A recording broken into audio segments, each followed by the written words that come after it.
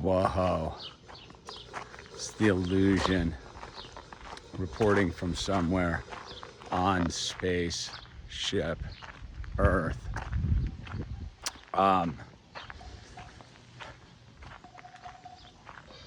Trippy, man.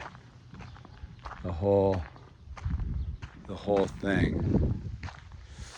So the other day, I guess yesterday, we went up to we went and checked out this other grove of the sequoias, the Freeman Grove.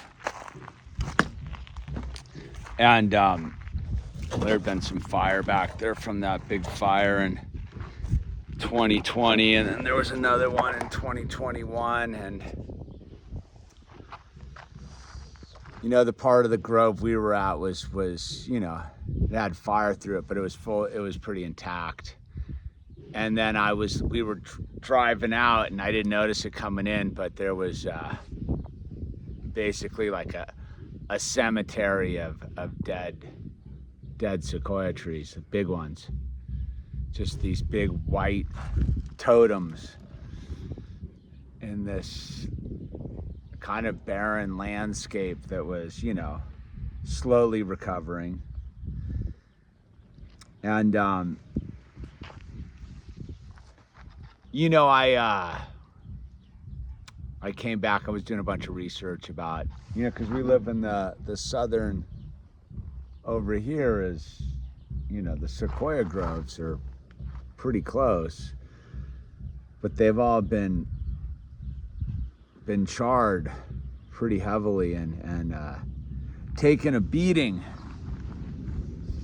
And a lot of the giants are deceased, right? And so, you know, it comes from mismanagement. And so I've been sort of like down about it the last day. Not just the whole, just the failing of the humans, man. Like ultimately the mountains don't care, and you know, if the sequoias vanish and we vanish, and it's all on some cosmic cycle. So I have to keep it in terms of the big grand picture, but on a personal level, it's very disappointing. You know, I go back to, you know, I think about how important nature and our spaceship is to me on an intuitive level, on a spiritual level, on a God level, on a personal level, and I just, there's like, I feel this weird like sadness about it, because it really never needed to be like this or that. You know, when you think about why we are having all these catastrophic fires, you know, the irony is the reason we have catastrophic fires is because of 100 years of fire suppression. It's like the turkeys have come home to roost. It's funny, I had this we were up at the Freeman Grove, right? And I have this book that has you know, a thing about every sequoia grove, you know? And it was talking about how the Freeman Grove was this unique sort of intact ecosystem, sort of in this bowl on the east side of the Sierras, and on the east side of that part of the mountains, and just what a kind of unique thing that it had never been logged, and you know, it was all intact. But it, you know, it was funny. The people that wrote the thing knew that grove and many of these groves in the Sierras were susceptible to one thing, and that was fire. And it was talking about how like that was the Sequoia Grove's greatest danger in there, was that all the vegetation that had grown up around the sequoias, and that if a catastrophic fire got in there, it would be really bad for them. And you think about how the hubris of human beings thinking they know best. You know, the 100 years of fire suppression, you know, it comes on the heels of some catastrophic fires in the late 1800s. I think there was that giant one up in Montana or something, and just the whole American forestry thing was about, again, almost all the bad decisions with our ecosystems and our landscapes are based upon like monetary greed. You know, like when they were putting out the fires, it wasn't to like preserve the ecosystems, it was to preserve the standing timber for economic short-term gains. And ultimately, you know, like that's what's trippy about this part of the mountain range, is it's all been logged over, you know, a couple times, and the monoculture and fire suppression has just led to this incredible buildup of fuel. And I remember being up in that area, I don't know, 6 or 7 years ago with Owl, and just knowing that it was heading towards a catastrophe. You could just see the crowding of the trees and their uniform height and their density together, and you know, you know, a lot of them were dying from the bark beetle infestation. I remember then just being like, there's no way out of this. It's just, there's just going to be a catastrophic fire one day, and you know, it's come and gone. And you know, most of these mountains are like pretty charred, you know, and I try to get up there and see the mosaic of the future. You know, there's like these pockets of intact forest, and you know, I try to view it as a life cycle versus a temporary thing. But then when I think about, you know, why the forest is in the shape as it is it's the polarized conflicts of humans as they ignore the number one reason why all of our ecosystems and lives and support systems on our spaceship are in danger. And it's interest-bearing currency, man. We make all these decisions with our natural resources not on the concept of being in a symbiotic relationship with them, a give and take, a mutual exchange of energy. It's all about either taxing them to create the interest-bearing currency, or it's to fight the interest-bearing currency, taxing them.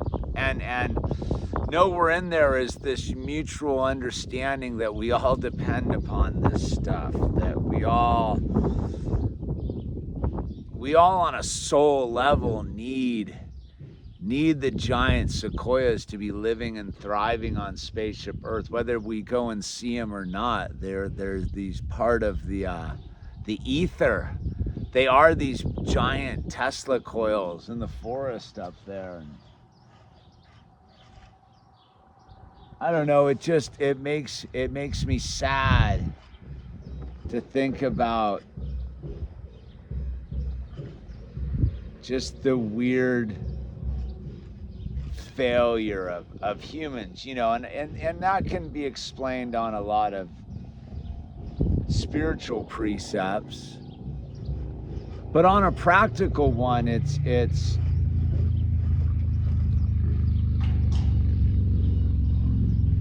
just this, it is this polarized thinking.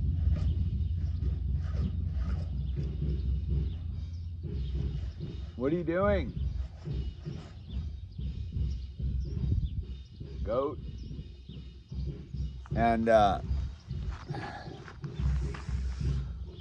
that's why, that's why these forests are in the shape they are, because, after 100 years of forest suppression, of fire suppression, the loggers want to get in there and take it all. And then the people for short-term gain, and then the people that want to preserve it are fighting the loggers, so nothing happens. So it's like this weird thing of either we go in and destroy it to save it, or save it to destroy it. I think I was just standing in this, one half of the forest was intact and the other half was dead, or in a different state of its cycle. I guess it wasn't dead. And I could just see the glaring contradictions of these two models of the human experience, but living under the yoke. Yes, Bird. I'm in there making a video. What's up? All right, good. Keep practicing. Okay. All right. Okay. And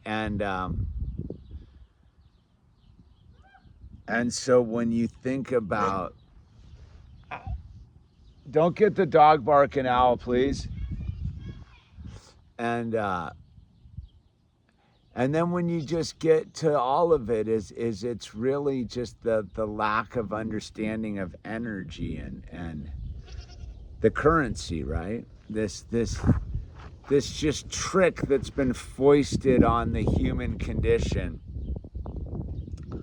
of this interest-bearing currency, man. Like, it is the root of all evil. And that comes back to the greed and lust and envy and coveting and all of that stuff, theft, all of the breaking all the commandments and living in all the sin, right? The deadly sins. And I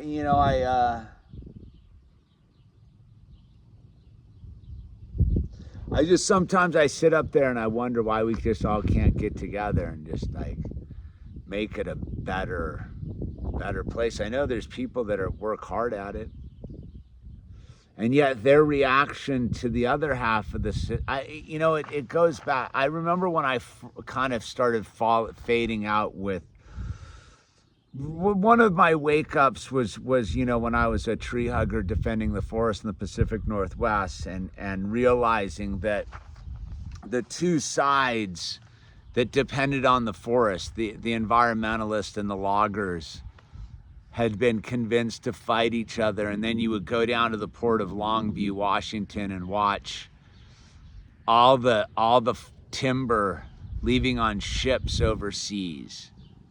And I always used that was like one of the big wake-up calls in my life, was realizing that we were being tricked into fighting each other in the forest, about the forest, while the people that were robbing the forest were getting away with it, dude. While the logging communities were getting robbed, just like us as environmentalists were getting robbed, and that the environmentalists hated the loggers and the loggers hated the environmentalists.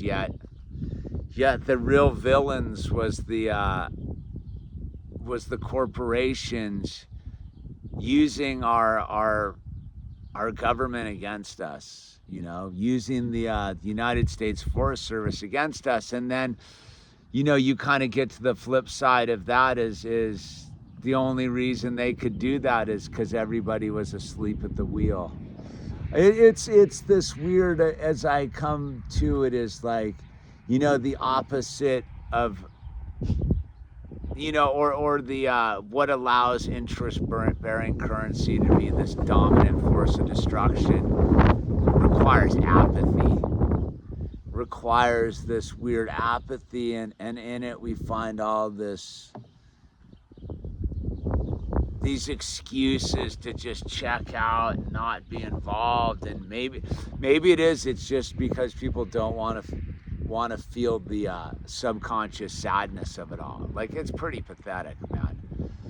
Like I think I've always struggled with being in nature and understanding its infinite intertwined beauty, and watching the Lorax and watching the Lorax come over the ridge, dude. Watching the destroyers, the extractivists, coming and destroying the land for really short-term reasons, and having no understanding really of what they were doing, man. All to just make a quick buck. I mean, yeah, we're all trying to make a buck. You know, we're all part of it because we choose to be, man. It's weird. I don't know. I was, like I said, I've been struggling with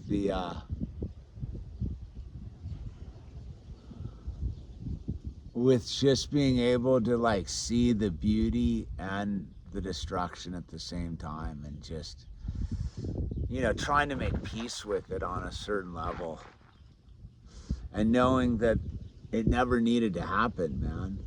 Like, I think that's the weird thing. I think when you get to this certain stage in life is, I think you kind of get disappointed because it didn't need to be like this. It doesn't need to be like this. And yet, everyone keeps putting their eggs in the same basket.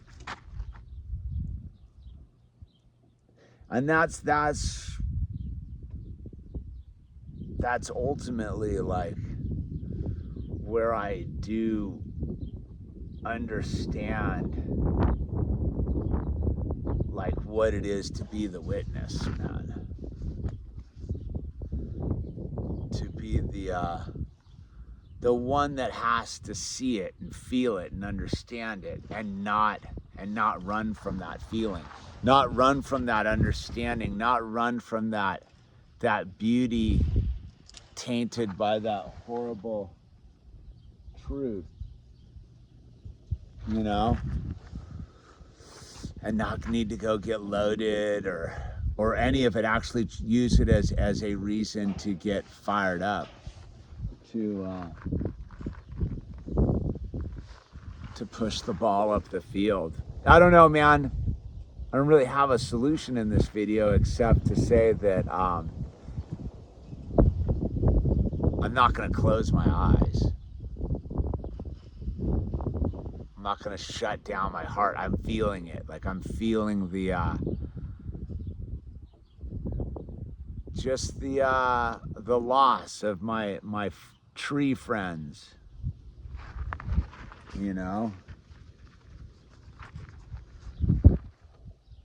That's the sad thing about the extractivists, the people that they don't have a connectivity with it, so they don't feel the love lost. It's weird. The human thing's weird, man. I get why people are saturating themselves with drugs and alcohol and sex and television and programming and all of these things, because it's apathy, right? You don't have to feel anything then. You just get to ignorance is bliss, man. Anyways, The Illusion signing off from Spaceship Earth. Order some t-shirts down below, get some art, get some stickers. Use the name tags, man, and I mean, the mountains don't care. It's still It's still fantastically beautiful.